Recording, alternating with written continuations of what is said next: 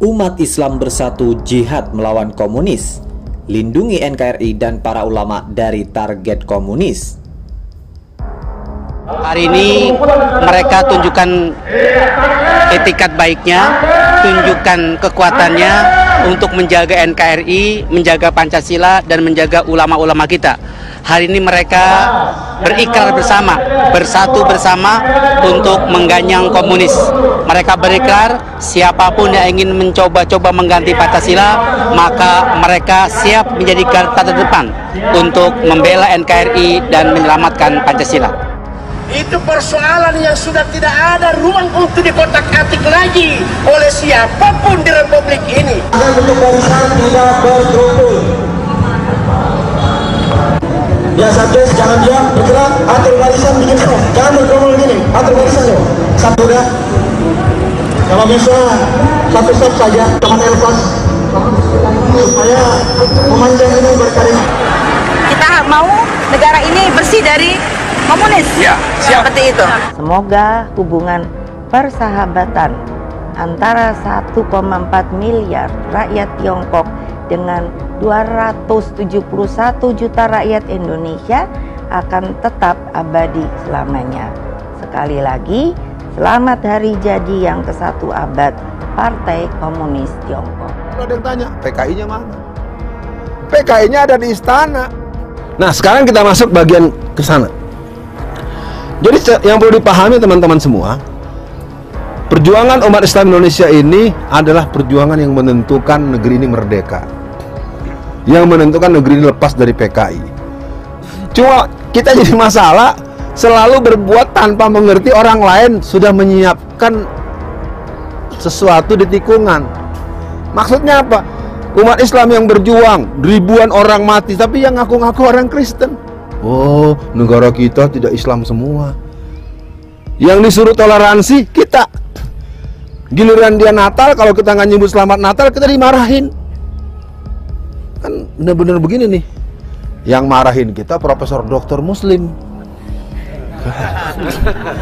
Tahu nih yang otaknya nggak waras nih siapa ini? Nah, baik, kita cukupkan. Sekarang kita masuk di akhir orde baru. Kalau saya seperti sekarang ini ceramah umpama, kalau ada khotib ceramah itu difoto, direkam. Kemudian kalau dia istilahnya melakukan menabrak dia, langsung Pak, bisa jadi masjid itu akan ditutup karena mereka berkuasa. Ini jangan sampai umat Islam gagal politik, apa buta politik. Bahkan Panjaitan ini politisi PDIP dipaksi, dia di bagian hukum, perda-perda syariah, peraturan-peraturan daerah yang bernuansa Islam itu akan ke depan akan dihapus. Ternyata sudah dihapus. Langsung yang menghapus itu Presiden Jokowi. 3.134 peraturan daerah yang bernuansa Islam dihapus langsung oleh Presiden Jokowi. Belakangnya ada Menteri Dalam Negeri Cahyo Kumolo, ada Mensesnek yaitu Pak Pramono Anung, ada Menseskap. Umat Islam kenapa buta politik sampai itu buta huruf, penanggulangan buta huruf baca Al-Quran itu pun dihapus. Sampai Menkom Info itu sampai ngomong di depan wartawan, saya Muslim, saya pengurus masjid, tapi saya tidak bisa berbuat apa-apa karena ada intervensi dari politisi PDIP Eva Sundari, sehingga situs-situs Islam diblokir, ditutup, situs pornografi dibuka, situs PKI dibuka. Kenapa umat Islam buta politik? Bahkan Zuhairi Musrawi itu politisi PDIP, di akun Twitternya, umat Islam se-Indonesia ini harus bersyukur karena kami belum membantai kalian, katanya. Coba Pak, arogan ini sudah. Jadi dia arogan padahal yang milih itu mayoritas Muslim. Dia katakan umat Islam ini se-Indonesia itu harus bersyukur karena kami belum membantai kalian, katanya. Ini kan peristiwa G30 SPKI akan dimunculkan lagi. Kenapa umat Islam buta politik? Tapi sebagai penegasan dari saya, sehebat apapun musuh, sesiap apapun musuh, jangan pernah kita takut karena kita pastinya punya Allah. Itu harus tertanam. Tetapi penguasaan situasi, pemahaman sejarah, pemahaman strategi lawan itu memang harus kita pikirkan.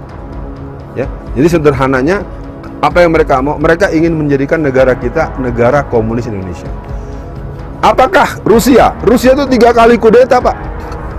Maka dalam sebuah buku yang berjudul Bahaya Komunisme, karangan Profesor Dr. Baharudin Lopa, halaman 21, di alinea keempat mengatakan bahwa kegagalan dalam pemberontakan tahun 48 adalah sebuah repetisi. Kekalahan pada tahun 1965 adalah general repetisi, pengulangan. Kita mempersiapkan kudeta yang ketiga. Di semua negara yang kemudian menjadi negara komunis, itu kudetanya 3 kali. Kita selangkah lagi jadi negara komunis. Bisa ditahan nggak ya, Ustaz? Menurut Anda semua kira-kira bisa nggak kita batalkan negara komunis ini jadi? Nah, kalau bisa, berarti kita semua setelah hari ini harus terus mendalami, kita berdoa, dan memang harus diselesaikan secara fisik. Yang membuat saya kena pasal juga, nggak bisa, ini harus diselesaikan. Siapa? Tentu tidak dengan suara begini.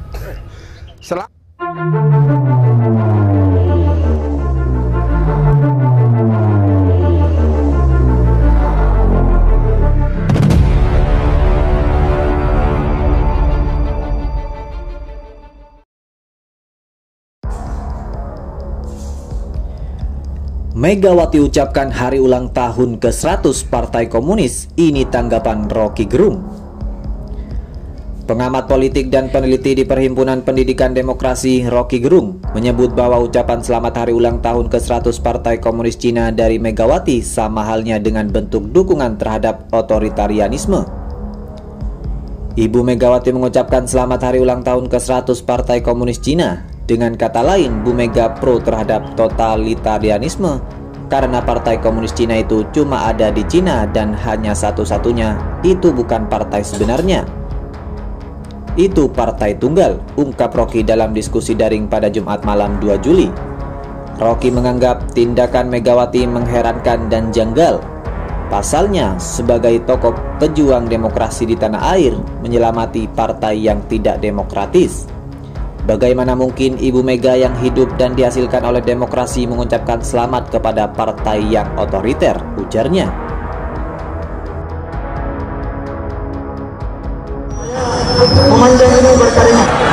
Kita mau negara ini bersih dari komunis. Ya, seperti itu.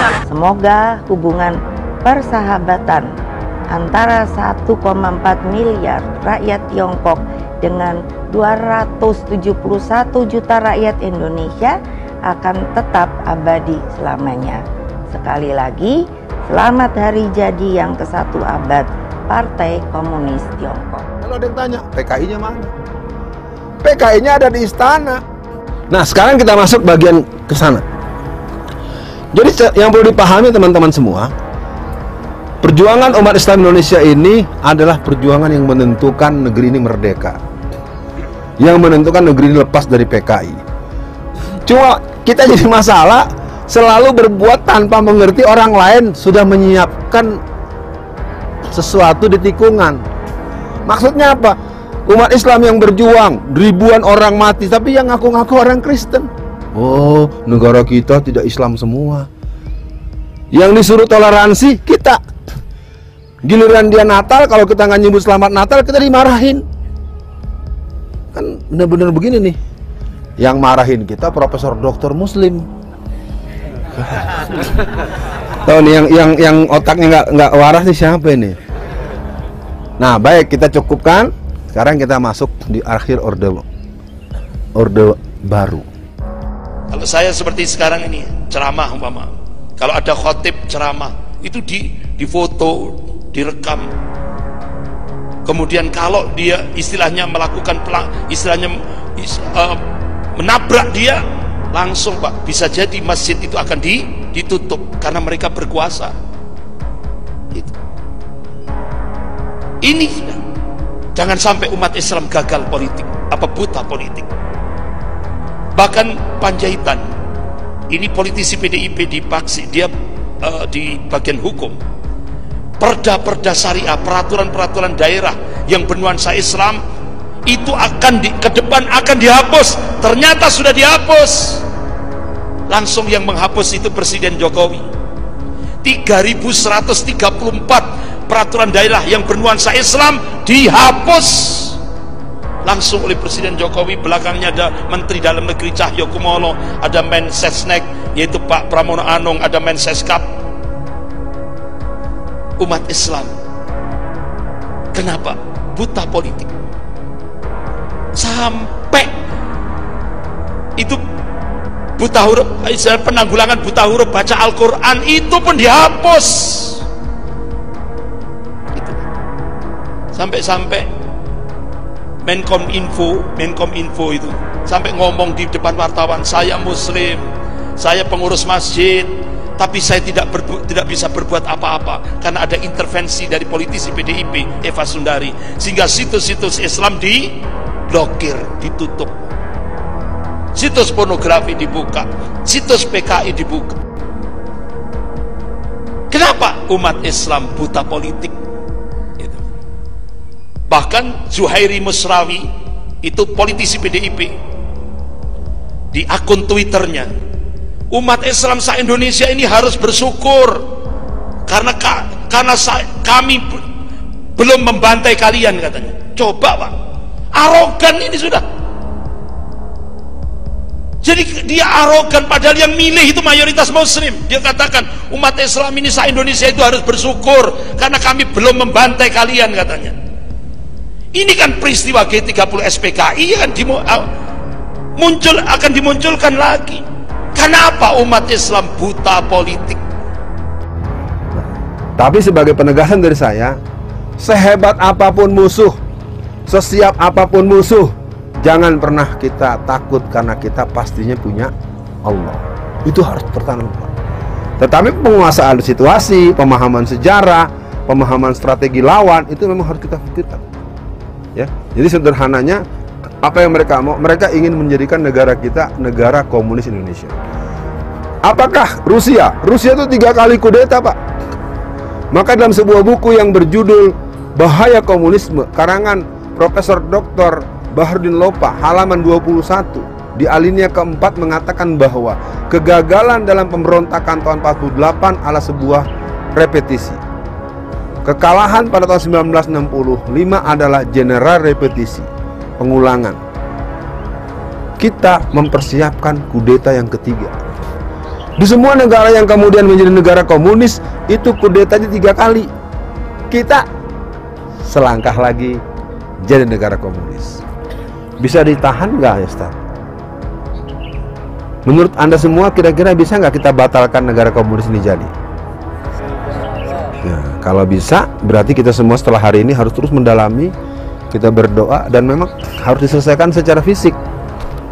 Ini yang membuat saya kena pasal juga. Nggak bisa, ini harus diselesaikan. Siapa? Tentu tidak dengan suara begini.